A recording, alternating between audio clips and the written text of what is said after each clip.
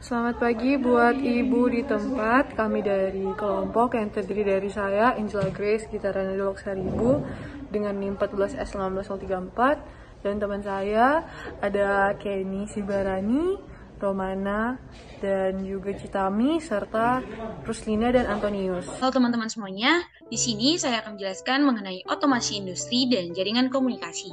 Nah, seperti yang kita ketahui, otomasi industri merupakan suatu teknologi yang berkaitan dengan aplikasi mekanik, elektronik, dan komputer yang didasarkan pada sistem untuk beroperasi dan mengendalikan produksi. Dan seperti yang kita ketahui, pekerjaan-pekerjaan yang dilakukan secara berulang oleh manusia dapat berpotensi terjadinya kebosanan yang akan berakibatkan berkurangnya produktivitas pada aktivitas produksi. Selain itu, beberapa pekerjaan seperti mengangkat benda dengan bobot yang melebihi kemampuan manusia harus juga dihindari, karena selain berbahaya, dampaknya kurang baik bagi kesehatan. Untuk itu, dilakukan penerapan otomasi industri yang mampu meningkatkan kualitas produk karena kesalahan-kesalahan yang biasa dilakukan oleh manusia itu tersendiri dan dapat juga dikurangi atau bahkan kesalahan-kesalahan tersebut dapat dihilangkan. Nah, di sini di dalam otomasi industri ini, kita dapat memanfaatkan berbagai sensor dan mesin yang telah diciptakan dan dapat menggantikan peran manusia serta dapat berjalan secara berulang, sangat mendukung berkembangnya otomasi pada dunia industri.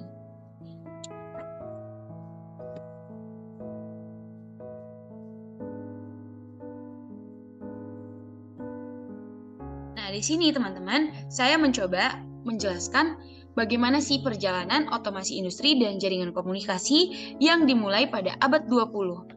Nah, seperti yang kita akan lihat pada abad 20, proses sistem kontrol dan manufaktur didesain berdasarkan teknologi mekanik dan perangkat analog.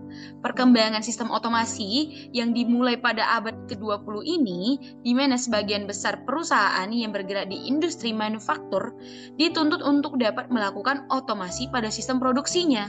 Untuk apa? Untuk tercapainya aktivitas produksi yang aman dan efisien serta berkelanjutan. Lalu, seiring berjalannya waktu, kita masuk pada awal tahun 1960, pertama kalinya diterapkan digital komputer sebagai pengontrol digital. Nah, dalam hal ini komputer secara langsung mengontrol proses atau kita dapat mengatakan direct digital control. Namun ternyata untuk pertama kalinya si digital komputer ini merupakan komputer mini yang bukan solusi untuk melakukan otomasi ini. Karena apa? Hal ini solusi pada digital komputer atau komputer mini yang diterapkan pada tahun 1960 ini merupakan solusi yang cukup mahal untuk banyak kontrol permasalahan. Sementara PLC pada saat itu sudah mulai dikembangkan dan ini sudah masuk era 1960-an. Yaitu mini komputer merupakan solusi yang mahal sebagai pengontrol masalah. Namun sementara PLC sudah dikembangkan dan memiliki fungsi kontrol yang relatif terbatas dan berbasis relay. Kemudian kita bicara mengenai jaringan komunikasi digital ini sudah sangat diperlukan dan sudah termasuk pada keperluan industri pada tahun 1960-an ini. Sebagai apa? Sebagai komputer untuk sistem otomasi yang pertama dihubungkan secara bersamaan dengan otomasi industri. Jadi teman-teman, pada 1960-an ini kita dapat melihat bahwasanya mini komputer atau digital komputer yang sudah diterapkan pada tahun tersebut sudah bukanlah solusi yang sangat baik. Karena apa? Karena solusi ini merupakan solusi yang mahal. Sementara kita dapat melihat perkembangan PLC yang sudah dikembangkan dan juga memiliki fungsi kontrol yang walaupun terbatas dan juga hanya berbasis relay controller. Namun pada saat ini kita juga menghubungkan dengan jaringan komunikasi karena jaringan komunikasi ini adalah jaringan yang pertama kali yang dihubungkan secara bersamaan dengan keperluan industri. Oke, kita masuk kepada tahun 1970-an. Nah, di sini kita dapat melihat bahwasanya Honeywell mengumumkan bahwa Distributed Computer Control System atau yang disingkat dengan DDCS ini merupakan kontrol hierarkis sistem dengan sejumlah besar mikroprosesor. Namun di saat Honeywell sudah mengumumkan ini, konsep ini menyebar sangat luas di banyak sistem otomasi industri seperti kontrol pembangkit listrik dan sistem manufaktur dan sistem lainnya. Sementara itu kita masuk pada tahun 1980, di mana tahun ini merupakan penggunaan jaringan area lokal untuk menghubungkan komputer dan perangkat otomasi dalam sistem otomasi industri yang sudah populer. Jadi hampir sama dengan pada tahun 1960, namun di sini sudah jauh lebih maju karena apa? Kalau kelemahan di 1960 merupakan solusi yang mahal, namun di sini kita sudah menerapkan dan menggunakan jaringan area lokalnya dan sudah dihubungkan langsung dengan perangkat otomasi dalam sistem otomasi industri. Nah, pada saat ini kapasitas yang digunakan ialah tinggi namun biayanya rendah. Itu yang perbedaan dengan tahun 1960. Karena apa? Karena komunikasi yang ditawarkan oleh jaringan area lokal ini telah membuat komputasi terdistribusi menjadi kenyataan dan banyaknya layanan otomatisasi yang kita jumpai. Nah, sekarang umum bagi pengguna yang terhubung ke jaringan area lokal untuk berkomunikasi dengan komputer atau perangkat otomasi lain di perangkat lain dengan menggunakan melalui gateway yang dihubungkan langsung dengan jaringan area yang luas. Nah, ketika sistem otomasi industri menjadi besar dan jumlah perangkat otomasi meningkat, itu yang menjadi hal yang sangat penting bagi otomasi industri. Karena apa? Karena mereka yang perlu menyediakan standar yang memungkinkan untuk menghubungkan banyak perangkat otomatisasi yang berbeda dengan cara standar tersebut. Nah, ini juga sudah mencakup pada tahun 1980-an, yaitu tahun ini menggunakan jaringan area lokal untuk menghubungkan komputer dan perangkat otomasi dan dalam sistem otomasi industri yang sudah populer. Jadi teman-teman, untuk menutup sejarah dari otomasi industri dan jaringan komunikasi, di sini saya menutupnya dengan apa sih jaringan industri tersebut. Nah, menurut yang saya baca, jaringan industri membutuhkan distribusi geografis dari pengukuran fisik input-outputnya dan juga sensor atau distribusi fungsional aplikasi. Dan melalui jaringan tersebut, kita hanya memerlukan sedikit kabel. Karena apa? Dan keuntungannya apa? Dengan kecilnya kabel untuk pertukaran data antar perangkat, hal tersebut dapat mengirimkan informasi melalui jarak yang lebih jauh. Karena apa? Karena jaringan industri bekerja dengan beberapa perangkat di jalur yang sama dan juga lebih mudah untuk menambahkan perangkat baru ke sistem yang ada. Untuk itu teman-teman, kurang lebih ini adalah perjalanan dari otomasi industri serta terhubungnya jaringan komunikasi terhadap sistem industri. Sekian untuk sejarah dari otomasi industri dan jaringan komunikasi. Baiklah, nama saya Antonius dan di sini saya akan mencoba untuk menjelaskan hierarki dari information automation system. Di sini ada beberapa level yang penting untuk diperhatikan. Yang pertama ada field level, control level, dan information level sesuai yang ada di slide ini. Kemudian di setiap levelan itu memiliki fungsi masing-masing terkait untuk otomatisasi sistem dalam industri. Nah, kita lihat di bagian pertama itu ada field level yang bagiannya paling banyak di antara level yang lain, sehingga untuk digambarkan nanti di setiap level dari paling bawah sampai paling atas itu membentuk suatu kerucut yang dimulai dari pertama. Untuk yang field level di sini ada beberapa bagian, contohnya seperti valves, relays, sensors, sama barcodes. Contoh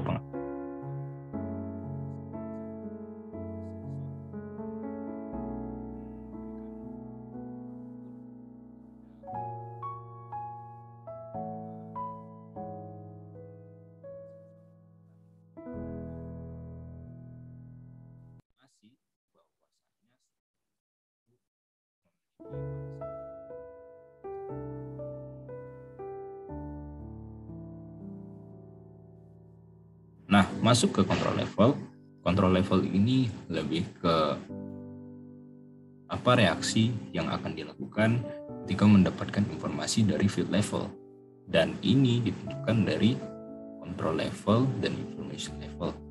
Nah, control level seperti contoh pada sensor tadi akan melakukan tindakan untuk contohnya dua hal. Ketika suhunya panas, control level dapat mematikan pemanas mesin, atau cara kedua, controller dapat melakukan pendinginan kepada mesin. Nah, selanjutnya kita bisa lihat di sini perbagian setiap control level itu terpisahkan dan dikontrol oleh setiap komputer, yang komputernya itu terhubung kepada komputer yang areanya lebih besar. Jadi cell level, area yang lebih kecil untuk mengontrol setiap controller mesin-mesin yang ada seperti PLC, robot, CNC, dan SCADA robot. Kemudian data tersebut dikirimkan kepada area sublevel, yang area sublevel itu mengirimkan kepada information level. Information level gunanya untuk menginput semua informasi dari automatisasi yang nanti informasi tersebut berkaitan untuk masa depan perusahaan seperti manajemen dan informasi yang lebih besar lainnya. Dan information level ini dikontrol oleh suatu network yang areanya lebih besar. Jadi dapat disimpulkan bahwasanya dalam field level itu perbagian kecil datanya diberikan kepada control level yang areanya itu sedang, kemudian informasi tersebut diberikan kepada information level yang cakupan areanya itu lebih besar. Jadi itulah sekian dari hierarchy level of information. Kita lanjutkan ke bab 3 yang dilanjutkan oleh Kak Romana. Di sini saya akan melanjutkan menjelaskan tentang bab 3, yaitu metode transmisi. Dalam elemen dasar komunikasi data, yaitu pertama adalah sumber, kemudian transmisi, dan ke penerima. Di mana sumber data merupakan elemen yang berfungsi mengirim data atau informasi dengan membangkitkan data atau informasi pada media transmisi. Sumber pada umumnya dilengkapi dengan transmitter yang berfungsi untuk mengubah data atau informasi yang akan dikirim menjadi bentuk yang sesuai dengan media transmisi. Dan kedua, media transmisi. Media transmisi adalah sebuah media yang bertugas mentransmisikan atau mengirim data dari sumber ke penerima data, di mana media transmisi dapat berbentuk kabel dan non-kabel. Contoh media transmisi kabel yaitu media koaksial, media transfer, dan kabel serat optik. Sedangkan contoh media transmisi nirkabel yaitu gelombang elektromagnetik, laser, inframerah, dan lain-lain. Untuk penerima data adalah alat yang berfungsi untuk menerima data atau informasi. Pada umumnya, penerima data dilengkapi dengan receiver yang bertugas untuk menerima sinyal dari sistem transmisi dan mengubah menjadi bentuk tertentu yang dapat ditangkap oleh media transmisi. Metode transmisi pengiriman data. Pada metode transmisi pengiriman data dibagi menjadi dua, yaitu metode sinkron dan metode asinkron. Yang pertama, metode sinkron. Transmisi data seri disebut sinkron bila waktu kirim dan terima atau lama penerimaan setiap bit ditentukan secara pasti sebelum bit tersebut dikirim atau diterima. Sehingga transmisi sinkron membutuhkan sinkronisasi clock antara pengirim dan penerima. Data dikirim dalam bentuk satu blok data atau disebut frame yang berisi bit-bit pembuka, bit data itu sendiri, dan bit penutup. Ditambahkan juga bit-bit kontrol pada blok tersebut. Bila terjadi kerusakan data pada saat pentransmisian, kerusakan terjadi untuk tiap blok data. Maksudnya, jika pada saat pengiriman data terjadi kerusakan, maka kerusakan itu terjadi untuk tiap blok data yang pada saat dikirim. Pada pengiriman sinkron, data ini dikirim tanpa gap, sehingga diperlukan buffering yang berakibat harga menjadi lebih mahal, akan tetapi laju pengirimannya menjadi lebih tinggi. Maksudnya data dikirim tanpa gap, itu maksudnya datanya dikirim tanpa adanya jeda. Contoh pada metode sinkronisasi itu adalah Ethernet. Yang kedua yaitu metode asinkron. Transmisi seri asinkron adalah transmisi yang memerlukan bit sinkronisasi clock antara pengirim dan penerima. Data dikirim per karakter secara bit per bit dan masing-masing karakter memiliki bit start. Biasanya bit start-nya adalah bit 0 dan bit stop adalah bit 1. Start bit berfungsi untuk menandakan adanya rangkaian bit karakter yang siap dicuplik. Stop bit berfungsi untuk melakukan proses menunggu karakter berikutnya. Setiap karakter terdiri dari 10 bit dengan rincian 1 bit start, 1 bit stop, dan 7 bit data, serta 1 bit paritas. Di sini bit paritas itu adalah bit yang ditambahkan di bagian akhir karakter atau bit yang berguna untuk mengatasi masalah atau error. Sehingga bila terjadi kesalahan hanya terjadi pada satu karakter saja. Yang kedua, lanjut metode transmisi komunikasi dalam jaringan komunikasi industri. Pada jaringan komunikasi industri, metode transmisi dibagi menjadi 3. Yang pertama adalah metode transmisi baseband. Metode transmisi baseband adalah mengirimkan sinyal digital ke dalam kanal transmisi tanpa mengubah bentuk dari sinyal digital ke dalam sinyal analog. Contohnya adalah kabel LAN. Yang kedua, metode transmisi broadband, yaitu mengubah sinyal digital ke analog untuk mentransmisinya. Modulasi memungkinkan kita untuk menggunakan kanal bandpass dengan bandwidth yang tidak dimulai dari nol. Contohnya adalah kabel koaksial. Yang ketiga adalah carrier band, di mana carrier band ini hanya menggunakan satu frekuensi untuk mengirim dan menerima informasi. Dapat kita tahu contohnya adalah siaran radio atau televisi kabel. Untuk kita semuanya, sekarang kita masuk ke bab 4, di mana bab 4 itu tentang komponen jaringan industri dan macam-macam komponen dan topologinya. Ada topologi jaringan itu ada 4, yaitu repeater, router, bridge, dan gateway. Di mana kita masuk ke pembahasan yang pertama, yaitu repeater. Di mana repeater adalah atau amplifier adalah perangkat yang meningkatkan sinyal listrik sehingga mereka dapat menempuh jarak yang lebih jauh antara node. Dan yang kedua, definisi dari repeater adalah alat yang berfungsi untuk memperluas jangkauan sinyal Wi-Fi yang lemah dan Wi-Fi utama. Untuk menggunakan repeater, paling tidak Anda harus dapat mendapatkan sinyal yang terlebih dahulu, kemudian baru disebarkan dengan sinyal yang lebih kuat. Nah, gambar supaya kita lebih mengetahui apa itu repeater, kita lihat gambarnya seperti ini. Nah, yang kedua kita masuk ke router. Di mana router itu mengalihkan paket komunikasi antar segmen jaringan yang berbeda, mendefinisikan jalur, dan router adalah perangkat yang berfungsi untuk mentransmisikan paket data dari jaringan internet ke perangkat lain, sehingga perangkat yang kamu gunakan bisa terhubung ke jaringan internet. Seperti apa router itu? Router adalah sebuah perangkat jaringan atau networking device yang bekerja dengan cara menghubungkan berbagai perangkat seperti smartphone, laptop, tablet, dan lain sebagainya dengan layanan internet. Router bekerja dengan mengarahkan jaringan data menggunakan routing table untuk menentukan jalur mana saja yang akan dilalui sebuah paket data dalam mencapai tujuannya. Paket data tersebut berisi beberapa bagian, salah satunya menentukan route terbaik yang akan digunakan untuk setiap proses transmisi data. Jenis router itu seperti salah satunya contohnya yaitu WIRAD. Nah, WIRAD itu kita lihat gambarnya seperti di bawah ini. Dan kita masuk ke yang ketiga yaitu bridge. Bridge kondisi antara dua jaringan yang berbeda bagian dapat memiliki karakteristik dan protokol listrik yang berbeda. Sebuah jembatan dapat bergabung dengan dua jaringan yang berbeda dan aplikasi dapat mendistribusikan informasi di antara mereka.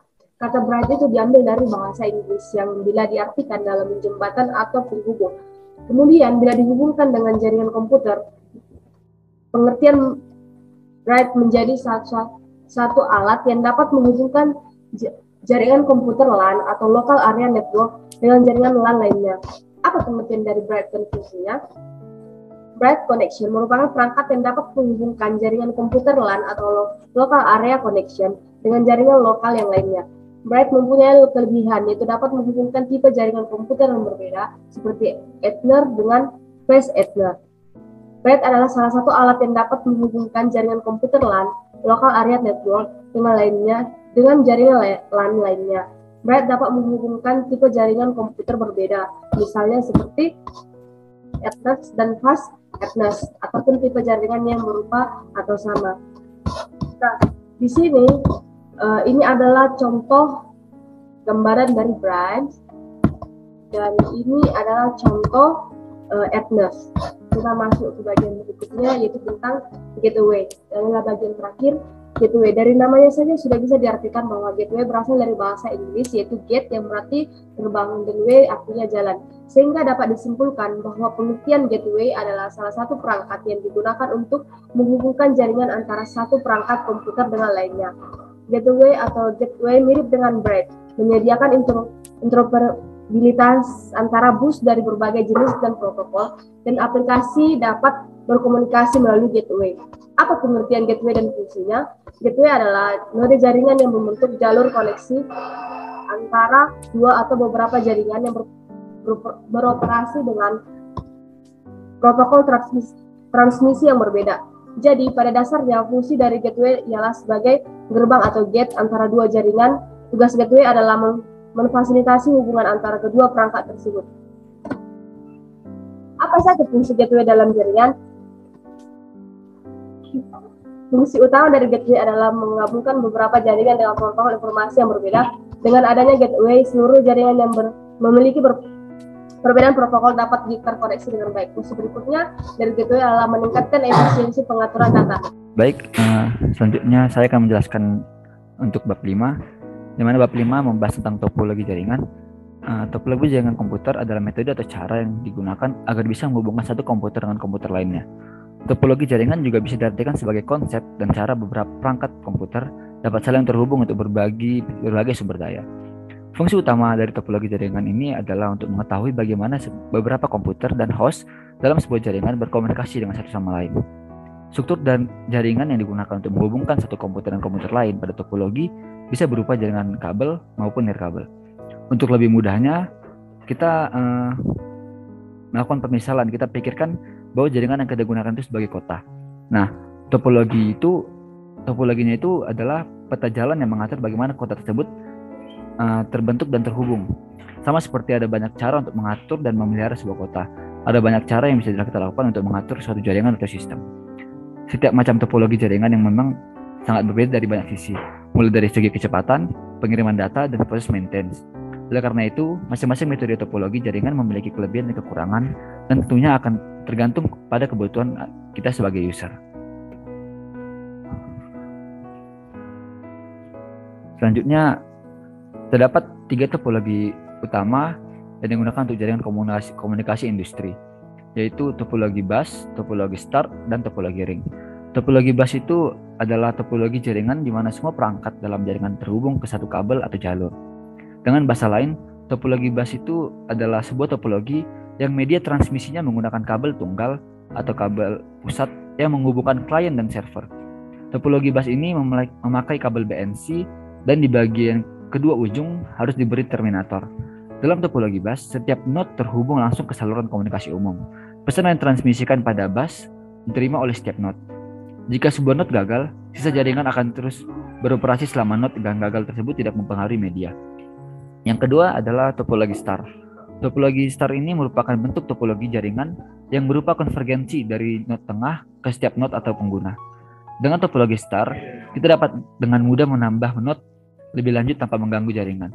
Manfaat lain dari topologi star ini yaitu jika adanya satu kegagalan, bahwa kegagalan satu perangkat tidak mengganggu komunikasi antar perangkat lain dalam jaringan. Namun kegagalan hub pusat menyebabkan seluruh jaringan gagal. Yang ketiga adalah topologi ring. Topologi ring ini merupakan topologi jaringan berbentuk rangkaian titik yang masing-masingnya terhubung ke dua titik lainnya. Sedemikian sehingga membentuk jalur melingkar membentuk cincin. Pada topologi ring ini, masing-masing titik atau node berfungsi sebagai repeater yang akan memperkuat sinyal di sepanjang sirkulasinya. Artinya, masing-masing perangkat saling bekerja sama untuk menerima sinyal dari perangkat sebelumnya, kemudian meneruskan pada perangkat sesudahnya. Jika satu node gagal, seluruh jaringan bisa berhenti kecuali mekanisme pemulihan tidak diterapkan. Selanjutnya, kita masuk ke jaringan industri.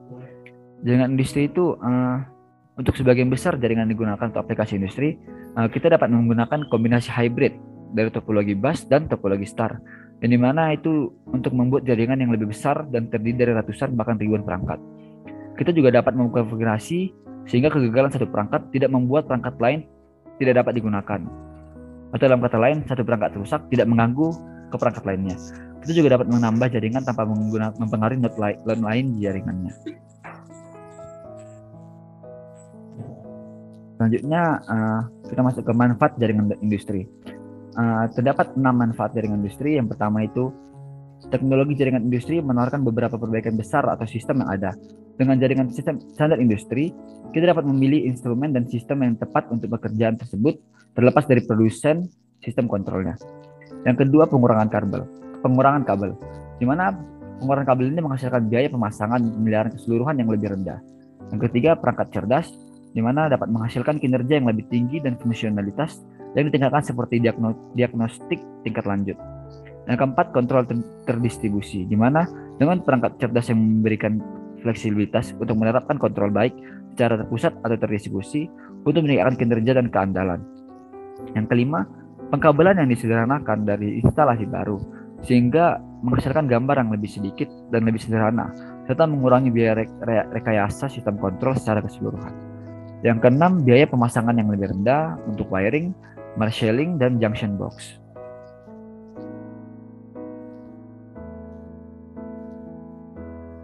Sekian presentasi dari kami. Terima kasih.